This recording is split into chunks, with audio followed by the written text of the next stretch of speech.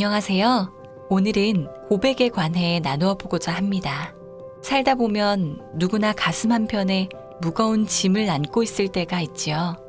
아무에게도 말하지 못한 비밀, 인정하기 두려운 잘못, 혹은 스스로에게조차 숨기고 싶은 생각들, 이런 것들이 마음 깊은 곳에 쌓일 때마다 왠지 모를 무게감이 우리를 짓누릅니다. 마치 보이지 않는 무거운 돌을 등에 지고 걷는 것 같은 느낌. 한 번쯤 경험해 보셨을 것입니다. 성경은 이런 우리의 마음의 상태에 대해 쉽게 알려줍니다. 자신의 잘못을 계속 숨기려는 사람은 잘 되기 어렵지만 자신의 죄를 고백하고 회개하는 사람은 하나님의 불쌍히 여기심을 받는다고 말합니다. 이 말씀은 우리가 안고 있는 무거운 짐을 내려놓을 수 있는 길이 있다는 희망을 줍니다. 그것은 바로 고백이라는 용기 있는 선택을 통해서지요. 주님은 우리에게 불가능한 과제나 고통스러운 대가를 요구하지 않습니다. 중세시대 사람들처럼 길고 위험한 순례 여행을 떠나거나 자신을 학대하는 방식으로 죄의 대가를 치를 필요가 없어요. 그저 진실된 마음으로 우리의 죄를 인정하고 그 잘못에서 돌아서는 것, 이것이 하나님의 사랑을 경험하는 첫걸음입니다. 때로 우리는 자신의 잘못을 인정하는 것이 패배나 약함의 표시라고 여깁니다. 특히 현대사회에서는 자신의 취약점을 드러내는 것이 불리하게 작용할까 두려워하지요. 하지만 성경에서 야고보는 다른 관점을 알려줍니다. 우리의 죄를 서로 고백하고 서로를 위해 기도하면 병이 낫게 된다고 했지요. 이 말씀은 고백의 행위가 약함을 표하는 것이 아니라 치유와 회복의 시작임을 보여줍니다. 그럼 우리는 누구에게 고백해야 할까요? 첫 번째로 우리는 오직 죄를 용서하실 수 있는 하나님께 고백해야 합니다. 다음으로 우리가 상처 준 사람들에게도 솔직하게 잘못을 인정해야 하지요. 누군가에게 상처를 주었다면 그것은 그들뿐 아니라 그들을 창조하신 하나님께도 죄를 짓는 것이기 때문이지요. 이렇게 용기를 내어 고백하기 어려울 때는 히브리서의 말씀을 떠올려 보세요. 히브리서에서는 우리의 위대한 대제사장이신 예수님이 우리의 연약함을 모르시는 분이 아니라고 말합니다. 그분은 우리의 연약함을 충분히 동정하시는 분입니다. 우리처럼 모든 면에서 시험을 받으셨지만 죄는 짓지 않으셨습니다. 예수님은 우리의 고민과 유혹을 다 경험하셨기에 우리를 온전히 이해하시고 도우실 수 있어요. 하나님 앞에 나아갈 때 우리는 어떤 마음가짐을 가져야 할까요? 자신을 낮추고 겸손하게 죄를 인정하는 것이 첫걸음입니다. 교만한 마음으로는 진정한 용서를 구할 수 없어요. 교만은 우리가 죄의 심각성을 인정하지 못하게 하기 때문이지요. 또한 죄를 미워하지 않는다면 우리는 정말로 용서받기를 원하는 것이 아닙니다.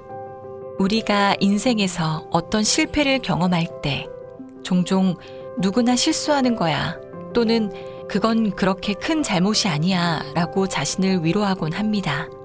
하지만 다윗은 진실된 고백의 힘을 알았어요.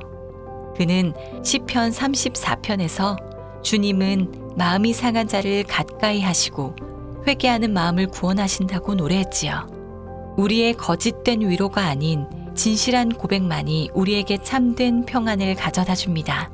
참된 고백은 어떤 모습일까요? 그것은 죄를 분명하게 인정하는 것입니다. 제가 잘못했습니다 라고 모호하게 말하는 것이 아니라 구체적으로 자신의 잘못을 인정하는 것이죠. 어떤 죄는 하나님께만 고백하면 되지만 다른 사람에게 상처를 주었다면 그에게도 직접 잘못을 인정해야 합니다. 사무엘 시대의 이스라엘 백성들 이야기를 한번 생각해 볼까요? 당시 이스라엘은 하나님이 직접 다스리는 나라였어요. 하지만 백성들은 주변 나라들처럼 자기들도 왕이 필요하다고 요구했죠. 그들은 하나님을 신뢰하기보다 눈에 보이는 인간 왕을 원했던 겁니다. 이것은 하나님께 큰 상처를 준 일이었습니다. 오늘날 우리도 비슷한 선택을 하지 않나요? 삶의 어려움 속에서 하나님보다 세상의 방식과 해결책을 더 신뢰할 때가 있어요. 이스라엘 백성들은 많은 어려움을 겪은 후에야 자신들의 죄를 깨달았어요. 그 당시 선지자였던 사무엘 앞에서 그들은 우리가 모든 죄악에 더해 왕을 달라고 요구하는 악을 저질렀습니다 라고 고백했지요. 그들은 단순히 우리가 잘못했습니다 라고 말하지 않고 구체적으로 어떤 죄를 지었는지 인정했습니다. 하나님께서는 우리가 진심으로 회개하고 죄를 포기할 때 우리의 고백을 받아주십니다. 진정한 회개는 단순한 말이 아니라 우리의 삶에 실제 변화를 가져오지요. 고백 후에는 행동의 변화가 따라와야 한다는 겁니다. 이사야 선지자를 통해 하나님은 우리에게 말씀하셨어요. 너희는 스스로 깨끗하게 하고 악한 행실을 버려라. 악을 그치고 선을 행하기를 배우며 정의를 구하고 약한 자들을 도와주라고 하셨습니다. 이 말씀은 진정한 회개가 단순히 마음의 슬픔이 아니라 실제 행동의 변화로 이어져야 함을 보여줍니다. 참된 회개는 단순히 죄를 슬퍼하는 감정에 그치지 않고 행동의 변화로 이어집니다. 사도 바울은 하나님의 뜻에 맞는 회개는 우리 안에 간절함, 두려움, 사모함, 열심과 같은 변화를 일으키고 잘못을 바로잡으려는 마음을 갖게 한다고 설명했습니다. 죄의 고백을 방해하는 가장 큰 장애물 중 하나는 변명하려는 경향입니다. 이는 인류의 오래된 습관입니다. 에덴 동산에서 아담은 하와를 탓했고 하와는 뱀을 탓했습니다. 아담은 하나님이 자기와 함께 있게 하신 여자 때문에 열매를 먹게 되었다며 하나님을 원망했어요.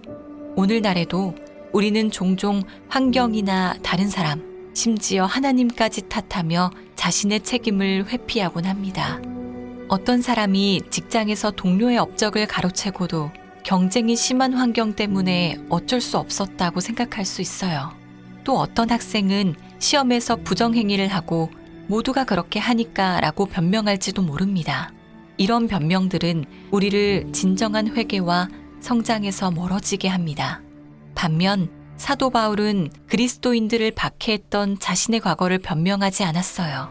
그는 솔직하게 자신이 예루살렘에서 많은 성도들을 감옥에 가두었고 그들이 죽임을 당할 때 찬성했으며 회당에서 그들을 처벌하고 모독했다고 인정했습니다. 심지어 자신을 죄인 중에 우두머리라고 부르며 겸손하게 고백했지요. 진정한 회개로 마음이 겸손해진 사람은 하나님의 사랑을 깊이 깨닫게 됩니다. 예수님이 십자가에서 치르신 희생이 얼마나 큰 것인지 이해하게 되죠. 이런 깨달음은 우리를 하나님께 더 가까이 나아가게 합니다. 마치 자녀가 부모에게 신뢰로 다가가듯 회개한 사람도 하나님께 나아갈 수 있습니다. 예수님의 제자 요한은 우리에게 큰 약속을 전해주었어요. 우리가 우리 죄를 고백하면 하나님은 신실하시고 의로우사 우리 죄를 용서하시고 우리를 모든 불의에서 깨끗하게 하신다고 했습니다. 이 약속은 우리의 죄가 얼마나 심각하든 상관없이 적용되었습니다. 하나님의 용서는 완전하고 온전합니다. 이제 우리는 어떤 선택을 해야 할까요? 계속해서 무거운 짐을 짊어지며 살아가야 할까요? 아니면 겸손히 하나님께 나아가 고백하고 새로운 시작을 경험해야 할까요? 어쩌면 지금 여러분의 마음속에는 오랫동안 숨겨온 죄의 짐이 있을지도 모릅니다. 또는 누군가에게 사과해야 할 일이 있거나 스스로에게도 인정하기 어려운 습관이 있을 수도 있어요. 고백은 단순한 의무가 아니라 자유로의 초대입니다. 그것은 우리를 과거의 무거운 짐에서 해방시키고 하나님과의 관계를 회복시키며 새로운 삶의 길을 열어줍니다. 하나님은 언제나 우리를 용서할 준비가 되어 계십니다. 우리는 그분께 나아갈 때 진정한 평안과 자유를 경험하게 될 것입니다. 오늘, 바로 지금, 여러분의 마음을 열고 하나님께 솔직하게 나아가 보세요. 그분의 사랑과 용서가 여러분을 기다리고 있습니다. 우리가 무거운 짐을 내려놓고 하나님 안에서 진정한 자유를 경험하길 바라며 오늘의 이야기를 마칩니다.